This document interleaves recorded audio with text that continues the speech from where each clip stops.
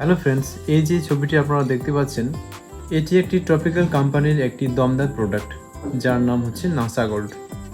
এই নাসা গোল্ডের মধ্যে আছে ভিটামিনে ভরপুর।